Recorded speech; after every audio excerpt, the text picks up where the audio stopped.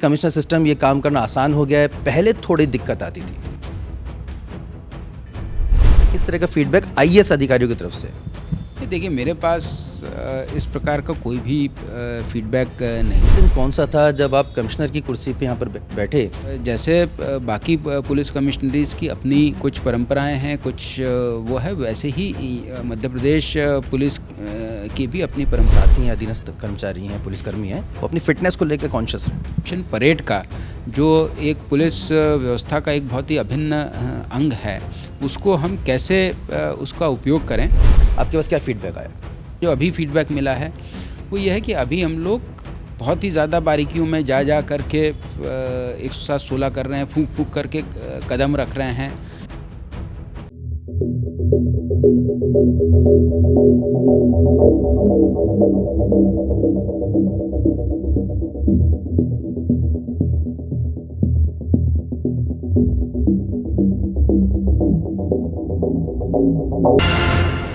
मध्य प्रदेश में commissioner system की शुरुआत हो चुकी है और पूरी प्रणाली जो है भोपाल इंदौर में इसको काफ़ी बेहतर तरीके से सब एग्जीक्यूट भी किया जा रहा है। लेकिन क्या कुछ बदला है और आखिर आम जनता को इससे क्या कुछ फ़ायदा होने जा रहा है और पुलिसिंग इससे किस तरह से बेहतर हो चुकी है? चूँकि अब थोड़ा समय निकल चुका है, इन सवालों को हम जानने की कोशिश करेंगे किसी और से नहीं बल्कि भोपाल पुलिस कमिश्नर मकरंद देउस्कर जी से। आपका बहुत बहुत स्वागत है इंडिया फर्स्ट में। बहुत बहुत धन्यवाद आपका। सर, सबसे पहले तो एक सवाल मैं समझना चाहता हूँ कि इस सिस्टम में आने के बाद एज ए कमिश्नर वो ऐसा कौन से ऐसे काम थे आपको लगता है कि भाई अब बीइंग ए कमिश्नर सिस्टम ये काम करना आसान हो गया है, पहले थोड़ी दिक्कत आती थी?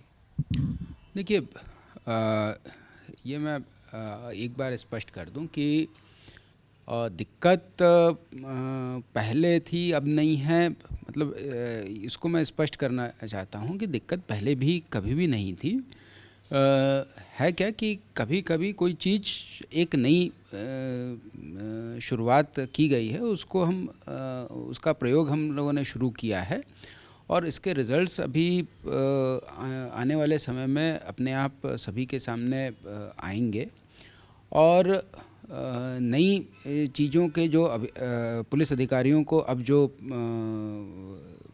करना है वह है जो जुडिशल पावर्स हैं, जो न्यायिक काम है जो उन्हें करने हैं, उसके बारे में है।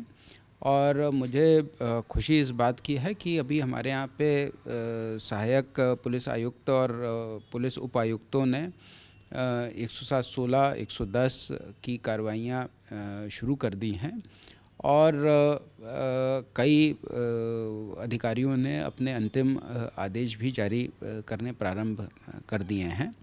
और मुझे विश्वास है कि ये जो आदेश हैं उनमें से कुछ शायद सेशन कोर्ट में भी चैलेंज होंगे और उसमें भी हम उस कसौटी पे भी हम खरे उतरे, ये मेरा आशा है और विश्वास भी है।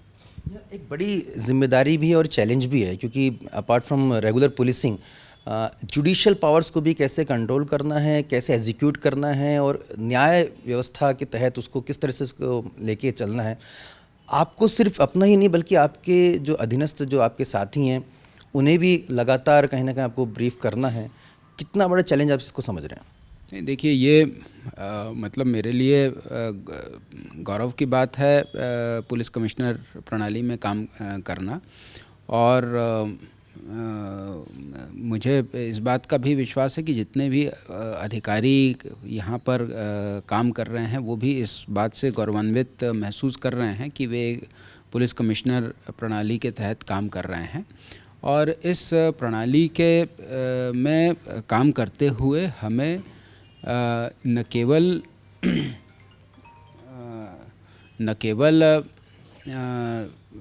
अपने क्राइम कंट्रोल के लिए काम करना है, परंतु एक आम जनता में भी इस बात का एक संदेश भेजना है कि जितनी भी कार्रवाई होगी वो कोई बहुत ही पुलिसिया अंदाज में नहीं होगी, बल्कि एक बहुत ही जुडिशियस तरीके से वह कार्रवाई होगी और ऐसी कार्रवाई रहेगी जो उस समाज में जहाँ पे अभी विवाद किसी टाइप का चल रहा है उसमें शांति व्यवस्था बनाए रखने में सहायक होगी और साथ ही में एक जो शासन की व्यवस्था है उसमें भी विश्वास बढ़ेगा, ये मेरा विश्वास है।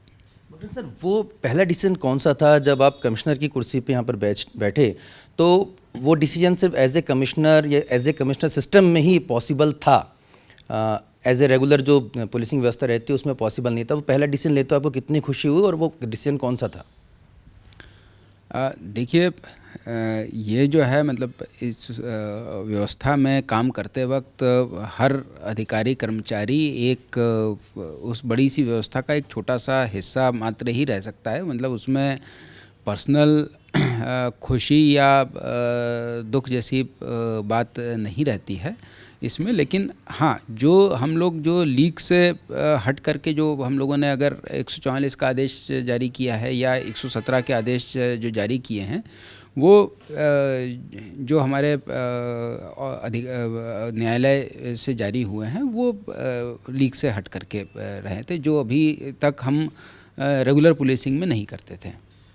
सर, ये कहा जा रहा है कि जो भोपाल और इंदौर का जो कमिश्नर सिस्टम है, it's with some restrictions as compared to other commissioner system in the India. तो क्या आपको लगता है कि वाकई में कुछ अभी भी ऐसे अधिकार हैं जो अभी प्राप्त नहीं हुए हैं, जो दूसरे राज्यों के कमिश्नर सिस्टम में मौजूद हैं? देखिए, जो पुलिस है वो एक स्टेट सब्जेक्ट रहता है, और कोई भी स्टेट जो पुलिस के बारे में जो निर्णय लेता है वो अपनी पिक्युलैरिटीज़ को ध्यान में रखते हुए वो निर्णय लेता है। मतलब जो भी पुलिस व्यवस्था रहती है वो उस राज्य की अपनी कुछ विशेषताओं को साथ ले करके आगे इवॉल्व होती है, और निश्चित ही इन्हीं विशेषताओं को ध्यान में रख करके अभी हमारे यहाँ पर ये व्यवस्था लागू की गई, और ये व्यवस्था धीरे धीरे इवॉल्व होगी। और जैसे बाकी पुलिस कमिश्नरीज़ की अपनी कुछ परंपराएं हैं, कुछ वो है, वैसे ही मध्य प्रदेश पुलिस की भी अपनी परंपराएं और भोपाल पुलिस की जो परंपराएं हैं, ये दोनों मिल करके एक नया रंग देंगी, जो आने वाले समय में हम सब देख पाएंगे।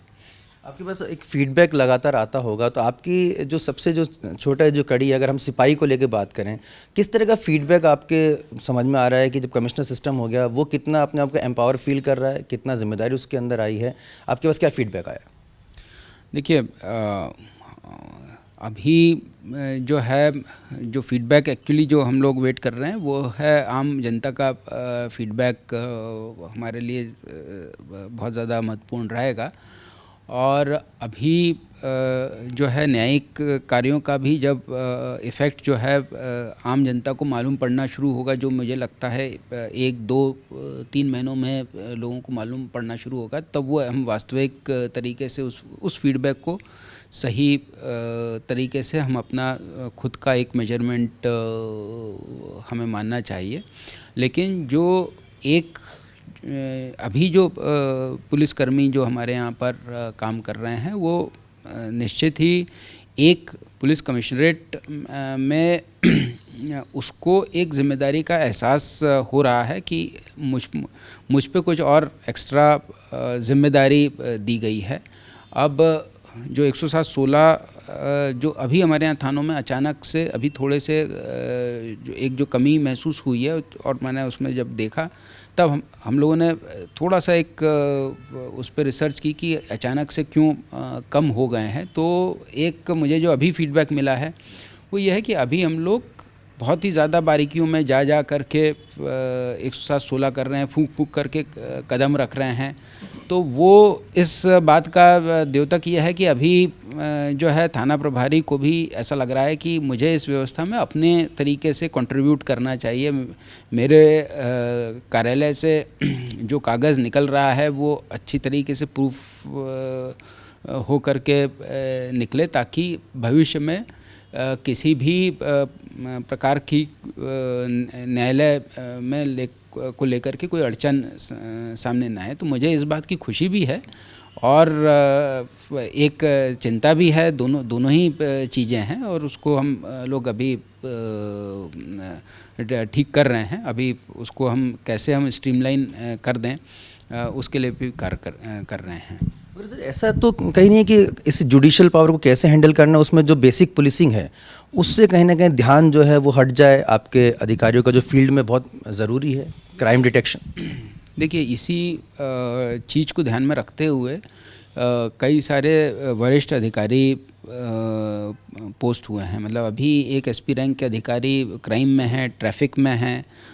फिर जो जिस शहर में अभी तक 3 एसपी रैंक के अधिकारी थे, अब वहाँ पे 8 एसपी रैंक के अधिकारी हो गए हैं। तो बेहतर पर्यवेक्षण कैसे हो सकेगा, और क्योंकि रिसोर्सेज लगभग उतने ही हैं, और एम यह है कि बेहतर पर्यवेक्षण से हम एग्जिस्टिंग रिसोर्सेज को हम कितना बेहतर उसका इस्तेमाल कर पाएँ, ये एक्चुअली उसका एम है। तो मुझे उम्मीद है कि उसके अच्छे परिणाम सामने आएंगे।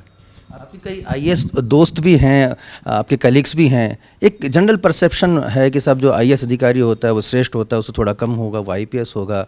तो जब ये कमिश्नर सिस्टम को लागू करने की बात चलती रही थी, इससे पहले भी, तो हमेशा एक टकराहट की, एक रुकावट की बात आती थी। अब जब आप कमिश्नर बने तो आपकी अपने दोस्तों से बात हुई, अपने कलीग से बात हुई हो, व्हाट वाज देयर रिएक्शन? क्या वो आपके इस सिस्टम को लेकर सेटिस्फाइड हैं? किस तरह का फीडबैक आईएएस अधिकारियों की तरफ से? ये देखिए, मेरे पास इस प्रकार का कोई भी फीडबैक नहीं आया है। सब ने मुझे बधाइयाँ दी हैं और मैंने सबकी बधाइयाँ स्वीकार की हैं। बाकी मुझे और किसी प्रकार का कोई भी फीडबैक मेरे सामने नहीं आया है। 2022 नया साल है और कमिश्नर सिस्टम अब लागू हो चुका है भोपाल और इंदौर में। भोपाल की जनता के लिए अब आप क्या कुछ इस साल करने जा रहे हैं जो उनकी बेहतरी के लिए हो, जो उनको लगे कि हाँ पुलिस हमारे साथ में है? क्या वो नए कदम हैं, क्या वो नए प्रयास रहेंगे? देखिए, अभी हमारे सामने जो सबसे बड़ा जो चैलेंज है, अगर मैं 1 2 3 करके अगर मैं बताऊं, तो नंबर 1 जो चैलेंज है वो हमारा साइबर फ्रॉड्स है, जिसमें हमारी इन्वेस्टिगेशन की जो क्षमताएं हैं वो भी थोड़ी सी सीमित हैं, संख्या सीमित है, और शिकायतों की संख्या भी काफ़ी ज़्यादा आती जा रही हैं। दूसरा हमारा सबसे बड़ा चैलेंज है छोटे बच्चों के साथ जो अपराध हो रहे हैं वो, या छोटे बच्चियों के साथ जो अपराध हो रहे हैं वो हमारे लिए एक बड़ा चैलेंज है। और तीसरा जो बड़ा चैलेंज है वो है ट्रैफिक है। तो ये 3 चैलेंजेस हमारे सामने रहेंगे, और इन तीनों से निपटने के लिए हम लोगों ने कुछ कॉन्क्रीट प्लान्स अभी बनाए हैं, जो अभी हम लोग क्रियान्वित करना शुरू किए हैं। मुख्यमंत्री जी ने हाल में एक अंडरलाइन किया था कि पुलिसकर्मियों की फिटनेस को लेकर, इससे लेकर आप क्या कुछ कदम उठा रहे हैं कि आपके जो साथी या अधीनस्थ कर्मचारी हैं, पुलिसकर्मी हैं, वो अपनी फिटनेस को लेकर कॉन्शियस रहें? देखिए, अभी हम लोग इसी निर्देश के आधार पर अभी हम लोग यद्यपि अभी हम लोगों ने उसको फॉर्मलाइज नहीं किया है, परंतु जो हमारी जो वीक में जो 2 दिन की जो परेड होती थी, उसको हम कैसे ठीक करें। मतलब जो 150 साल से जो परंपरा चली आ रही है, उसको जो सिर्फ परेड को लेकर के रहती थी, उसको हम कैसे एक शारीरिक और मानसिक स्वास्थ्य के लिए उसका उपयोग हम कैसे करें, और साथ ही में थोड़ा सा प्रोफेशनल बेहतरी के लिए कैसे उसको उपयोग कर सकते हैं। क्योंकि वीक में 2 बार एक बड़ी संख्या हमारी अधिकारी कर्मचारियों के हमारे सामने आ रही है, हम उनको थोड़ा सा उनमें इम्प्रूवमेंट करके उन्हें वापस थानों पे हम कैसे भेज पाएँ, उस पर हम काम कर रहे हैं। उसमें मुख्य रूप से हमारा उद्देश्य ये रहेगा कि कैसे हम उन्हें फिटनेस की तरफ उनको ट्रेन करें, उनको अपना मानसिक स्वास्थ्य ठीक रखने के लिए कैसे हम उनको योग या ध्यान वगैरह की हम आदत अगर हम डाल पाएँ, और साथ ही में जो सुप्रीम कोर्ट या हाई कोर्ट के जो लेटेस्ट नतीजे हैं, फैसले हैं, उनके बारे में क्या नए दृष्टांत आए हैं, उसके बारे में भी हम कैसे उनको एजुकेट करके वापस हम थाने पे भेज पाएँ। तो धीरे धीरे करके हम ये चाहते हैं कि एक हम पॉजिटिव कंट्रीब्यूशन परेड का, जो एक पुलिस व्यवस्था का एक बहुत ही अभिन्न अंग है, उसको हम कैसे उसका उपयोग करें, उसी मुख्यमंत्री जी के उस निर्देश को हम उस प्रकार से हम अमल में लाने का प्लान बनाया है। ये अभी जस्ट एक हमारे मतलब ड्राइंग बोर्ड पर ही है अभी, उसको हम शीघ्र ही क्रियान्वित करेंगे। खुद भी बड़े हाईटेक रहते हैं, टेक्नोलॉजी को लगातार आप इनहेरेंट करते हैं। भोपाल के थानों में जाकर कब ऐसा दृश्य मिलेगा कि बाहर जो कबाड़ की जो गाड़ियां रहती हैं वो नहीं दिखें, क्लीननेस दिखे, और आपका जो टीआई साहब हैं वो पूरे हाईटेक दिखें, सीसीटीवी पूरे उसमें नज़र रख पाएँ, तो काफ़ी सुविधाओं की आवश्यकता है। देखिए, अभी हमारा प्रयास ये रहेगा कि हम ई ऑफिस पूरे सभी डीसीपी ऑफिसेस, सभी थानों में और सीपी ऑफिस में हम शुरू कर पाएँ।